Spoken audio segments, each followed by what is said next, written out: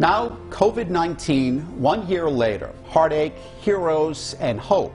This year, 12 News, this week I should say, 12 News is taking a look back at the year that flipped the world upside down. It goes without saying, it's been a tough one. This week, we're looking at the progress that's been made and the road that lies ahead. Tonight, a shot of hope. Vaccinations said to be the key to getting us out of this pandemic. 12 News reporter Brandon Truitt is here now with one healthcare hero who says she's already seeing a difference. Julia Alves has been a nurse at Rhode Island Hospital for more than a decade. She works in the ICU. It is a stressful and high-pressure job on a normal day, much less in a pandemic.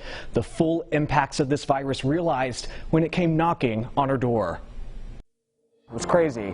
It was a very busy and exciting day. For many of us, life has seemingly hit a pause button over the last year. I work with patients on ventilators. Canceled events, few reasons to leave the house. We've been forced to slow down. That's simply not the case for Julia Alves. I work pretty much with the sickest of the sick.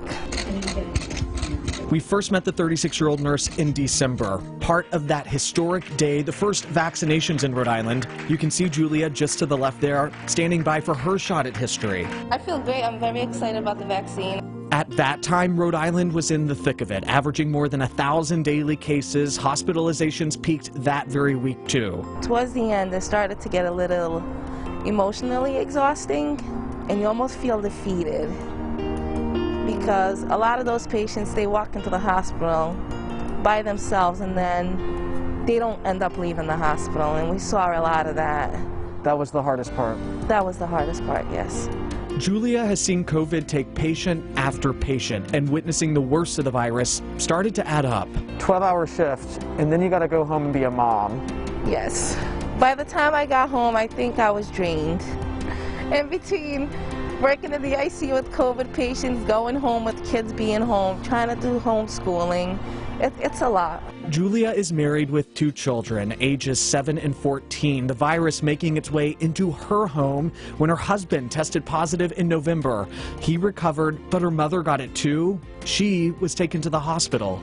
But what I remember the most is bringing her in and not being able to come into the hospital with her. I understand exactly what those people are going through, not being able to be here with their loved ones. Her mother has recovered and has since been vaccinated, and there has been great debate over those vials of hope and the rush to get it out. But Julia says she's already feeling the difference. ICU numbers are down, the lowest they've been in months. So definitely a difference. Very big difference. What is your hope for this vaccine and what it might mean for us moving forward? Hopefully everybody will get vaccinated because it seems to be working. So I hope people do get vaccinated so that way we can eventually get rid of this pandemic. In the meantime, Julia echoing what doctors have been saying, masks and social distancing are going to be around for a while, but a sense of normalcy doesn't feel that far away. Brandon Truitt, 12 News.